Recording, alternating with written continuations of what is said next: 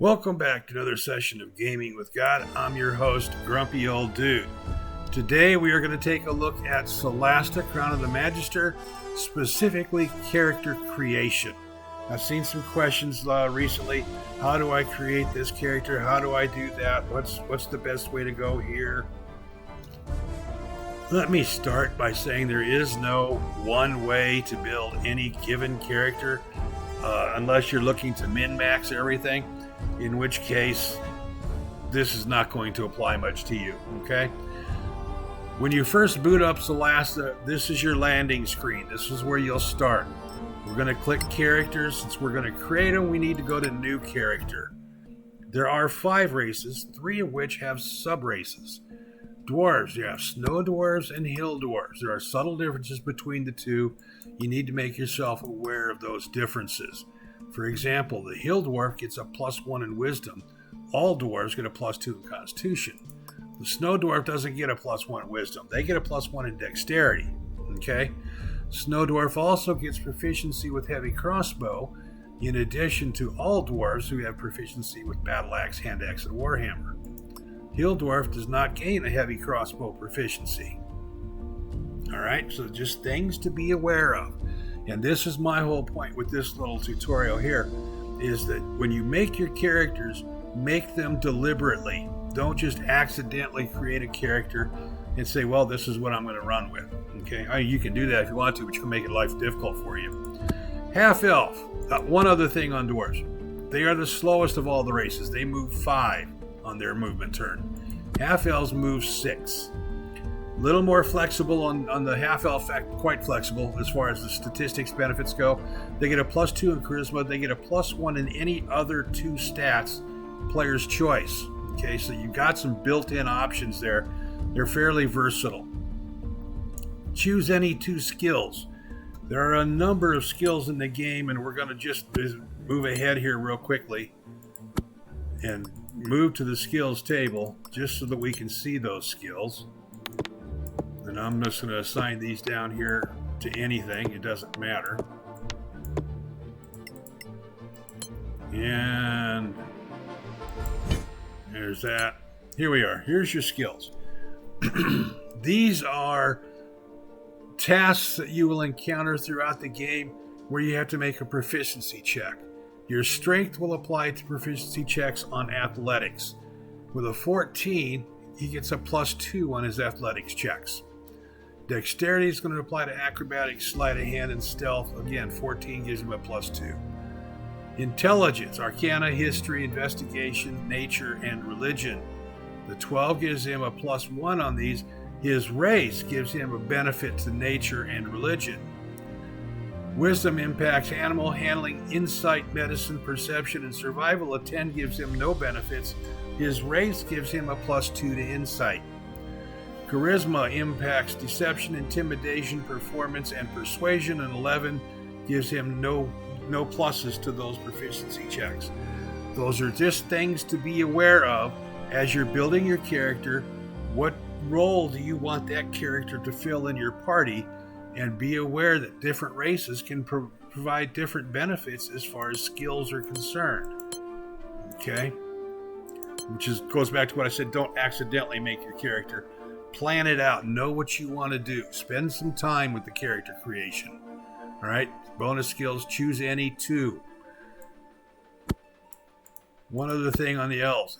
Half-elves and high elves and sylvan elves all get this benefit. They see normally in dim light, and in natural light, in natural darkness, they see as if it were dim light. And they have saving throw advantages against charm and are immune against magic sleep. Sylvan elves, high elves, and half elves, all the same. Okay, so those 3 get those. All 3 get those same 2 benefits right there. Humans. Humans get a +1 in all 6 ability scores. They move at 6. Languages. They speak Common and 1 additional. The half-elf speaks Common, Elvish, and 1 additional. So in trying to cover all the languages, sometimes you may want to take the half-elf as opposed to a human if you're short on your language coverages. Human doesn't get any other benefits. The human is kind of restricted right now. High Elf. Dexterity +2, Intelligence +1. Sylvan Elf is Dexterity +2, Wisdom +1, like the Hill and Snow Dwarves. They just reverse the roles there, all right? The High Elf, generally, people, you find those as the wizards in most folks because of that +1 in intelligence and then the immunities. They get a perception skill benefit, elves do. High Elf or Sylvan, both of them get this up here at the top. 4 hours of trance is sufficient for rest. They don't need to sleep for 8 hours. Elven weapon training for the High Elf. Proficient in longsword, short bow, long bow. High Elf cantrip. They get 1 free cantrip. Languages. High Elf gets Common, Elvish, and 1 additional.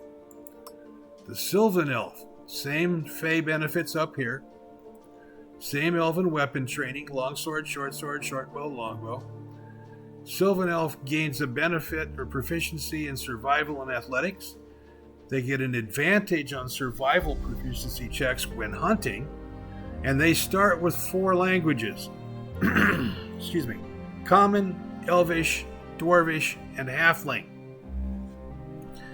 Now, that's going to become relevant because you want to cover all the languages in the game. Marsh Halfling, Island Halfling. The Marsh Halfling and the Island Halfling both get these up here at the top. Halfling ancestry features. Movement of 5, like the Hill Dwarf. Island Halfling, same thing, movement of 5.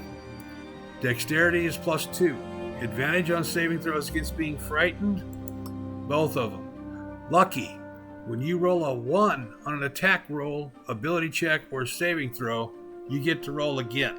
Now you have to use the new roll, but you're not going to roll worse than a 1. So, Halfling nimbleness, you can move through the space of any creature that is of larger size than you, which is pretty much everybody. Might exceed, except dwarves on that, I don't know.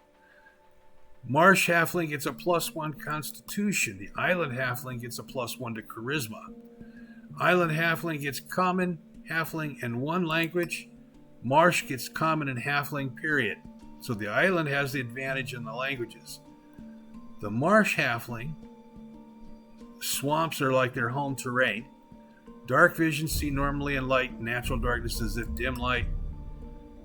The Island Halfling does not have that light vision advantage, but they get an advantage on dexterity checks, acrobatics. So they have a language advantage and they have a dexterity check advantage for the Island Halfling. The Marsh Halfling has an advantage in the swamp terrain, is treated as home. Okay? Now we're just going to go through this and create a party. We're going to start with, how about we go with a half-elf? And well, male or female makes no difference. This is strictly cosmetics, okay? It does not matter. And we're going to start by building, how about we just build a half-elf paladin? Why not?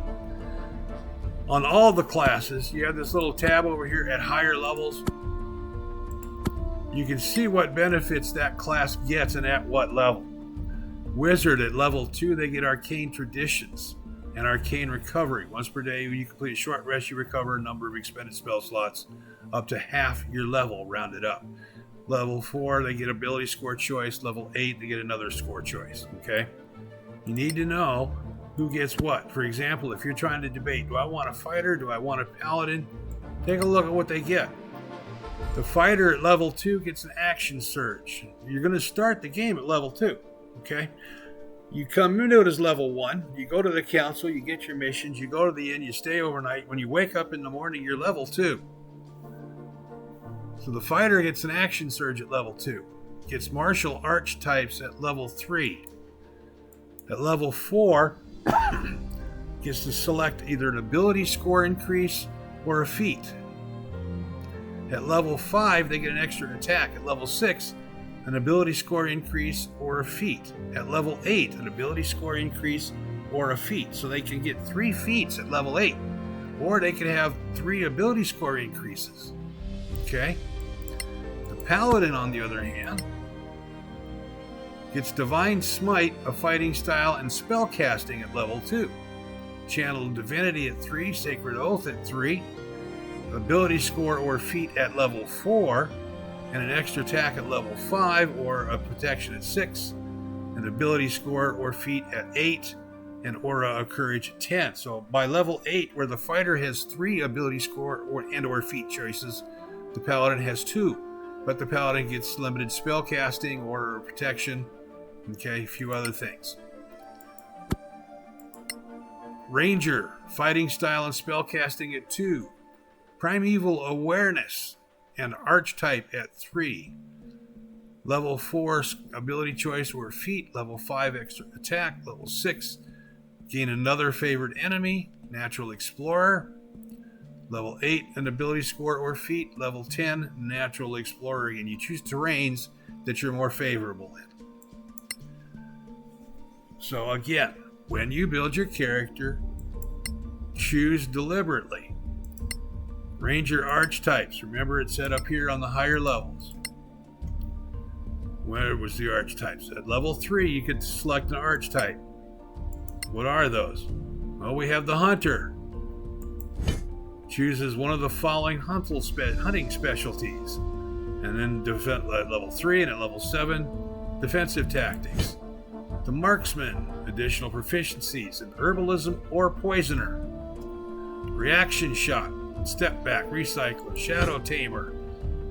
Look at these and decide how you want to play the character, and then build the character accordingly. Okay? Select for a ranger, you get a favored enemy type, which is, for example, undead. Now when you fight skeletons, zombies, ghouls, ghast, vampires, he gets an advantage. It's a bonus to his attack rolls. Natural explorer, these are terrains that they're at home in. Remember, it showed here where you get additional natural explorer and additional terrains that you get to be favored in.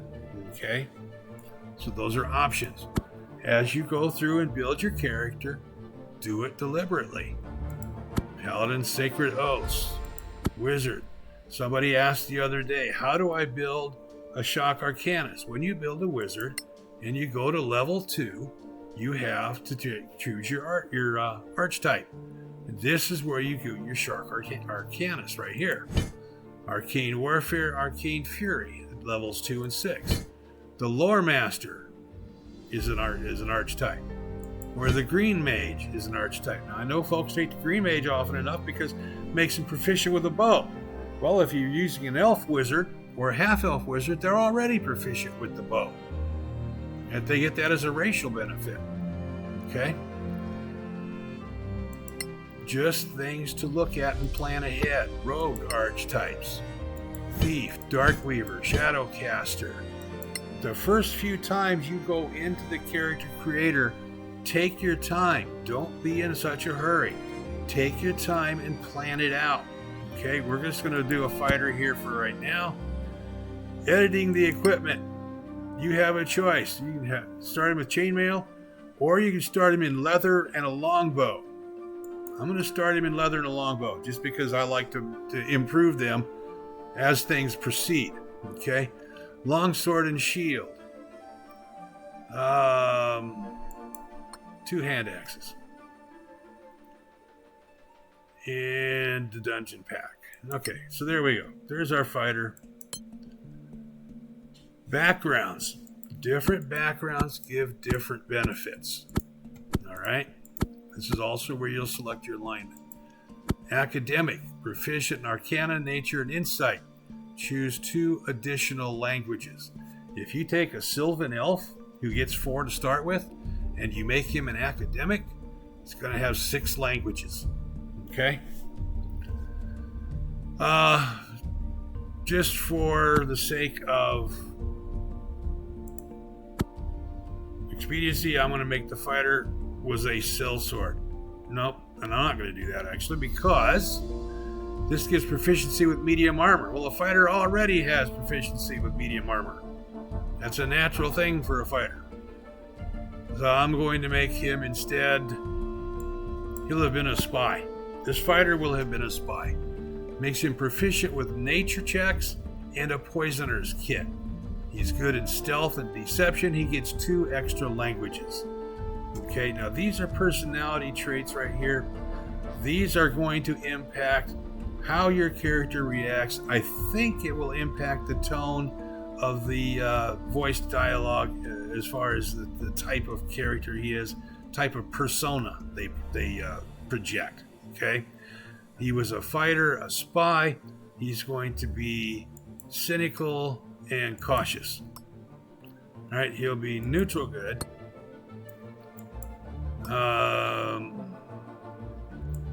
Pragmatic. Tendency to value practicality over principles. Take care of his own safety above all. Okay. Cynical. He scoffs at principles and values. More concerned with practicality. Okay, so now comes to your 6 statistics, your stats, your abilities here. What's the best way to do those? Yeah, depends on what you want to accomplish. You can roll that. You can re-roll this. Holy crap. 36 and 34 is 70. That's a 98 between those die rolls. Oh, I'm so glad that's on video. I did not fudge that. We're going to go with that. He's a fighter. Strength and constitution are key. There's dexterity. What the hell? We'll make him well-liked, too. Here we go. There's our elven fighter spy. Right there. Only we get a +1 in 2 other categories. We're going to go with strength and constitution. Okay. He gets a 2 in charisma, strength and constitution. Yahoo's got 3 19s. Okay, that's one way to create it. I'm not going to show the other way now because I'll never get this back. Well, yeah, you will. I'm going to write these numbers down. We are at 19, 17, 19, 14, 14, and 19. I'm going to put those numbers right back the way they are. Second way to create a character is with point buy. You get 27 points. Okay? He starts out with a... Well, let me take those +1s out that I put in there.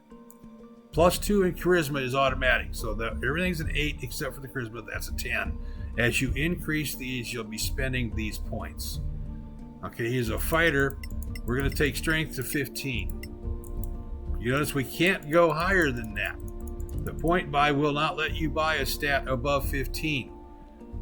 18 points. We spent 9 points to go from an 8 to a 15. We spent 2 to go from a 14 to 15. We spent 2 to go from a 13 to a 14. So to raise strength from 13 to 15 was 4 points. If we just put everything here to 13, except we don't do that as a 10 and that as a 10, now he has 8 points left. 2, 4, 6.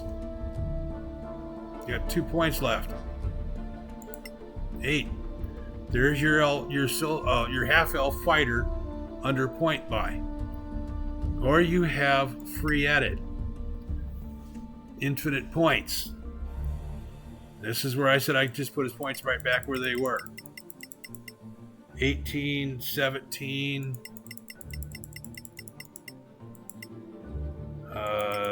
18,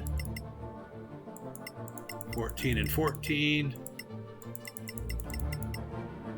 and that goes to 19. Then he gets +2 or +1 in 2 stats, strength, constitution. There is what the character had initially rolled on their own. It was the first re-roll, actually. But with the free edit, you can just make these numbers whatever you want them to be. You can have you want to be fudgy.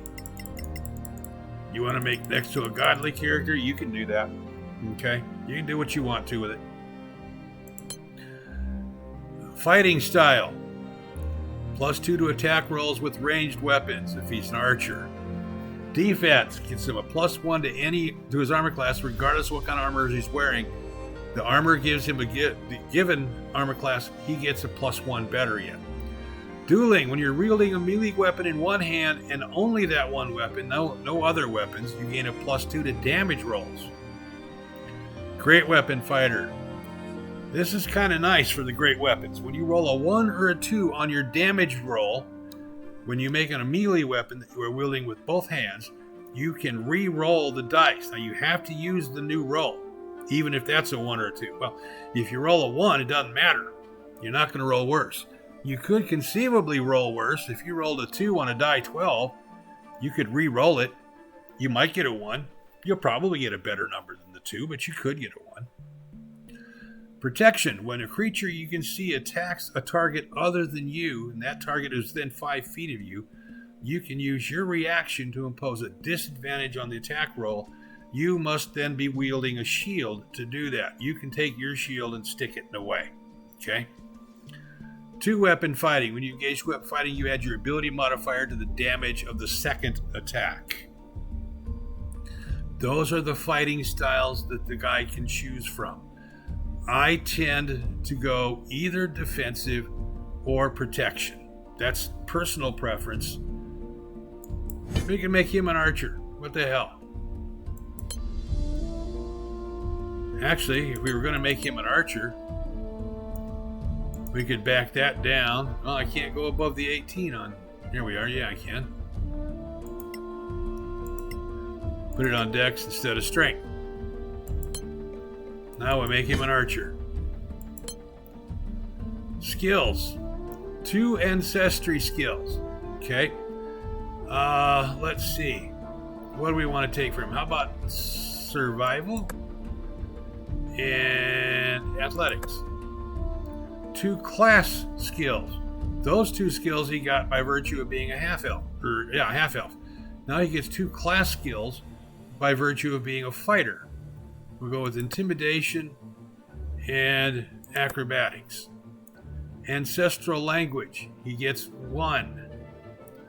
He gets common. He gets elvish. Those he gets. He does not have Ultramarine. Ancestral languages. Let's take Halfling. And now he gets 2 background languages. How about Dwarvish and Orcish?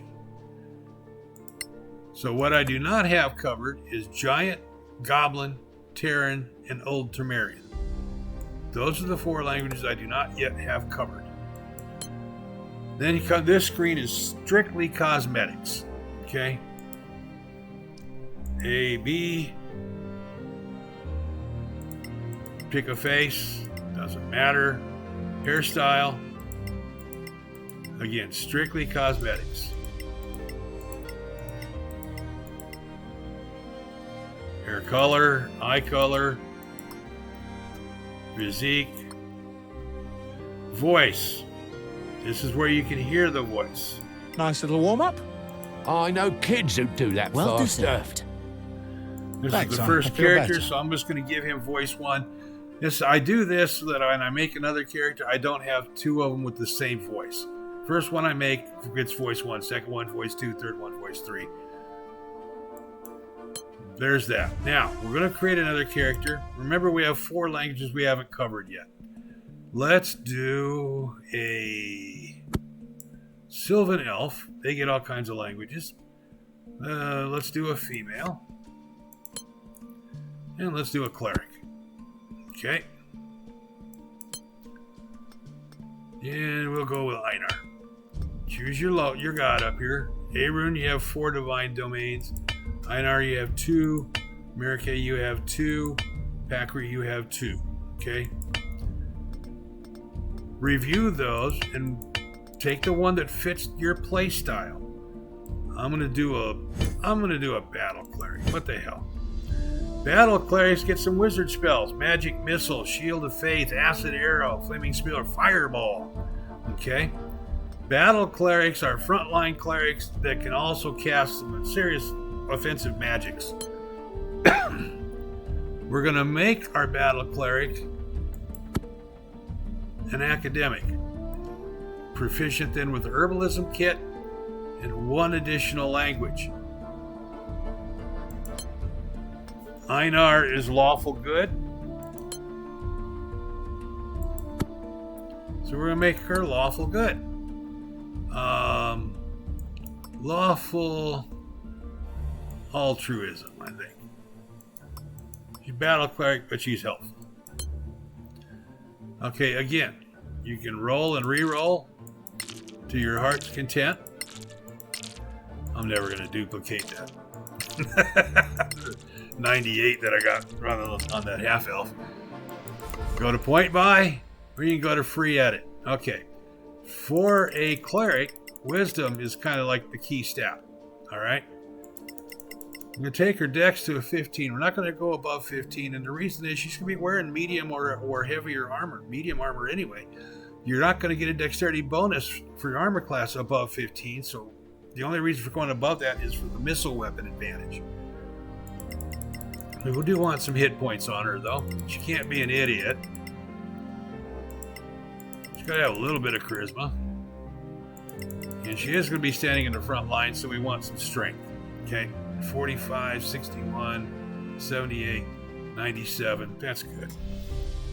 All right? So there's our cleric. Skills. Class skills, +2. She's the healer, so she's going to get medicine. And history. Let's do persuasion instead. No. History. Remember, I do not have Giant, Goblin, Terran, or Old Temerian language covered. She gets one background language. She's going to take Goblin. So now I still need Giant, Temerian, and Old Temerian. Cantrips. She gets 3. Cantrips are spells that you can cast an unlimited number of. You do not expend your spell slots casting a cantrip. My healers, I always get spare the die. My clerics always take guidance. You cast this on your rogue or your ranger before they try and pick a lock, or whoever you have that's proficient with the thieves' tools. This enhances their opportunities of success. Sacred Flame.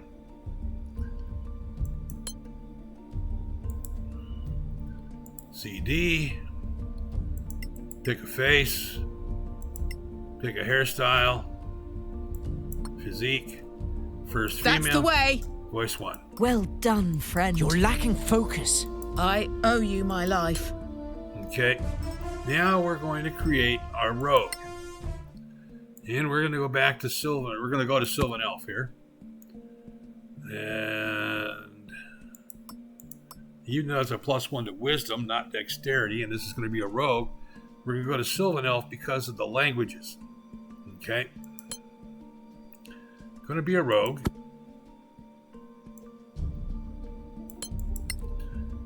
Do I want him with 2 short swords? Nope, I'm going to stay with that right there. Okay, now, for the rogue. Spy would give him proficiency in Poisoner's Kit, but I did that with the fighter, didn't I? I did him as the spy. So I don't need 2 of them proficient with Poisoner's Kit. Low Life gives me proficiency with these tools, but he's already proficient with these tools. But this helps him in sleight of hand, stealth, and deception. Okay? Let's just take a look at that real briefly. Let's see.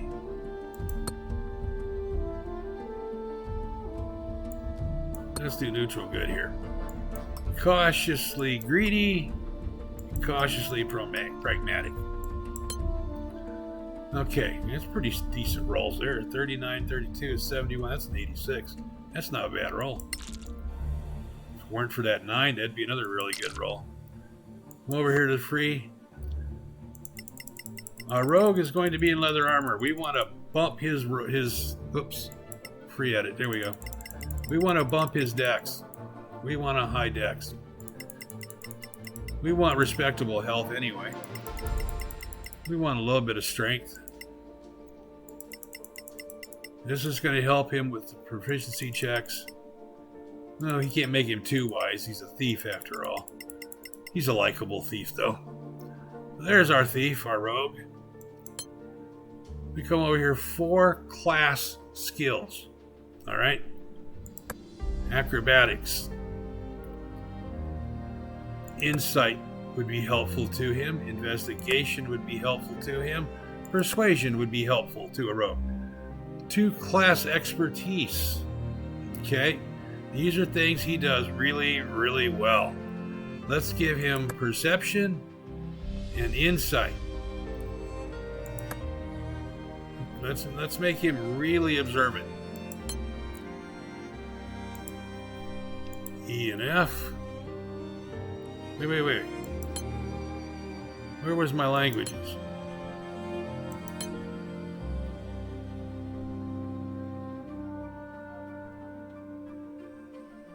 Didn't get additional languages. Okay. No problems.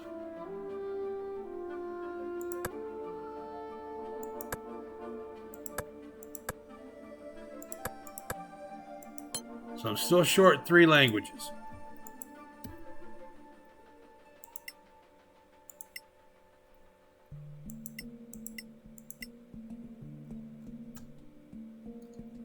Second male gets that. Now this character we have to be deliberate about because we need 3 optional languages in order to make sure we cover everything. Okay? To make a wizard. Common, Elvish, and 1 language of your choice.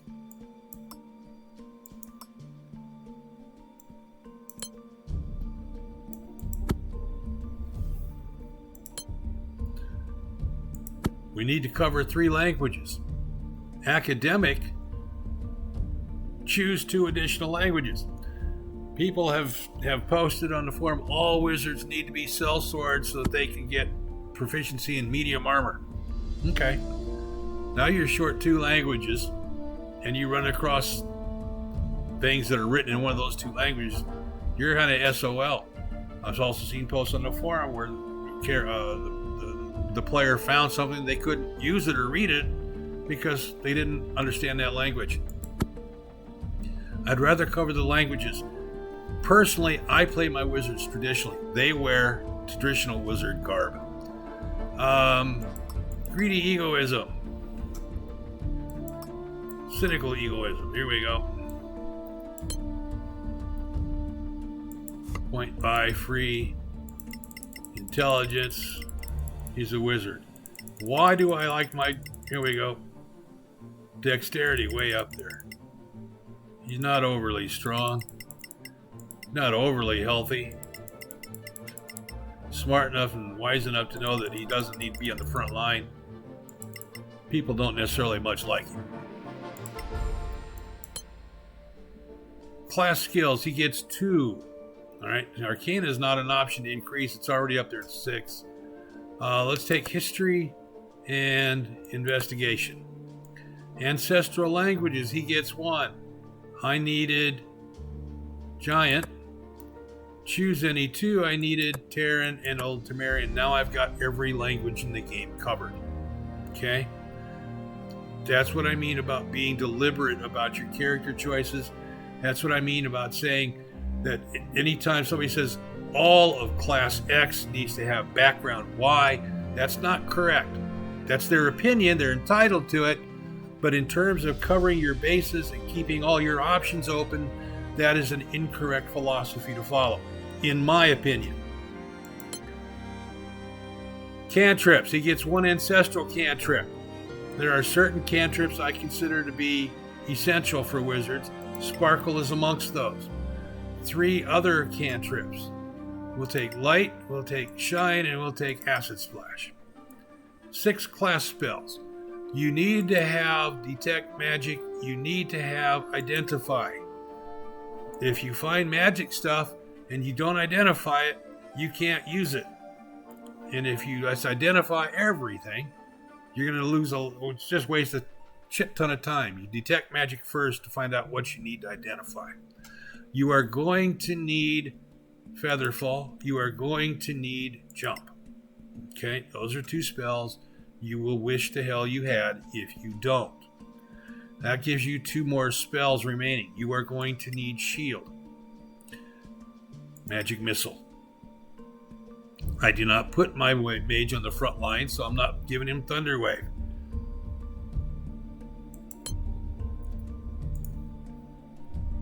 GH.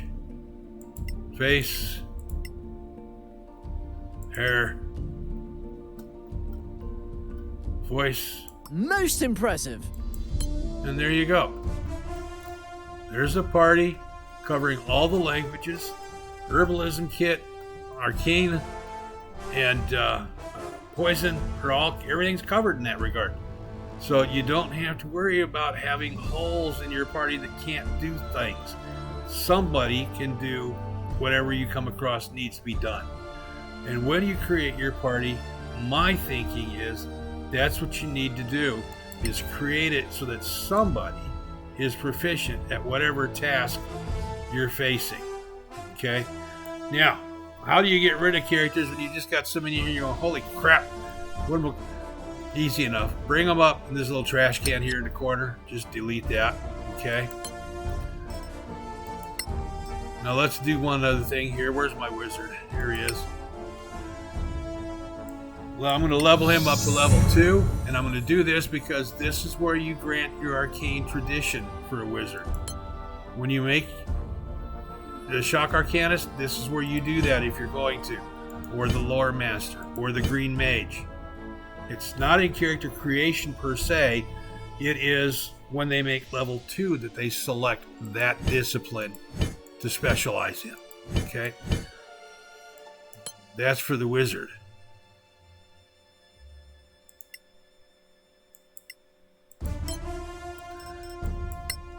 Let's see, where's my cleric?